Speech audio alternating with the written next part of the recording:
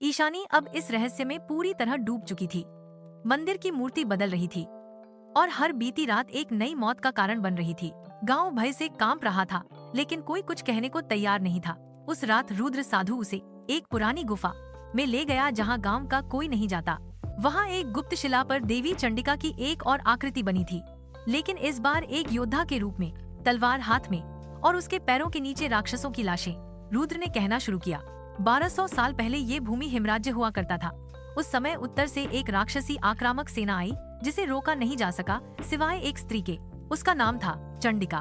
कोई देवी नहीं, कोई राजकुमारी नहीं, बस एक साधारण सैनिक जिसे दिव्य आभा और युद्ध कला में अपराजय माना गया। राजा विक्रांत ने उसे सेना का नेतृत्व सौंपा और चंडिका ने युद्ध जीत लिया।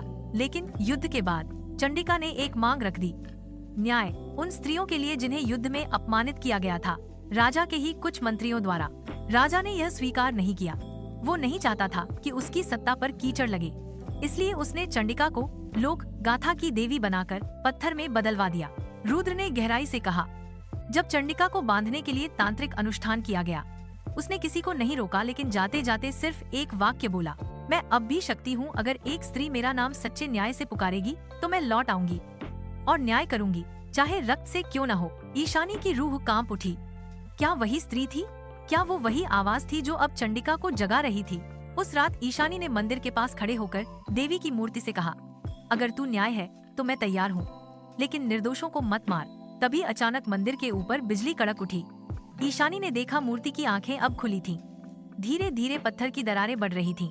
अगले ही क्षण गांव का मुखिया महाराज शैलेंद्र वहां आया और बोला, अब बहुत हो गया। मैं जानता हूँ तुम्हारा आना ही हमारी तबाही का संकेत था। हर पीढ़ी में हम एक बलिदान देते थे ताकि देवी ना जागे, और अब तुमने सब बर्बाद कर दिया। ईशानी समझ गई, महाराज आप राजा विक्रांत के वंशज हैं, है ना? वो चुप रहा। रुद्र ने बताया, शिला को अब एक अंतिम बलिदान चाहिए।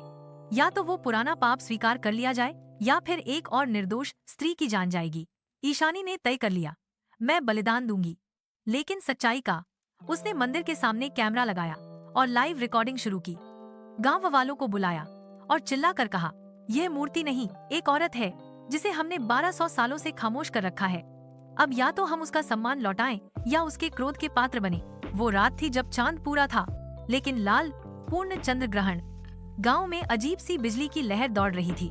मंदिर की मूर्ति अब पूरी तरह फट चुकी थी। शिला से एक प्रकाश की लकीर निकल और फिर एक स्त्री खड़ी थी, असली लेकिन अति मानवीय। लाल आभा, हाथों में तलवार, आंखों में क्रोध और शांत शौर्य। देवी चंडिका जाग चुकी थी। यदि पूरी कहानी जरूर सुने और अपनी राय कमेंट में दें।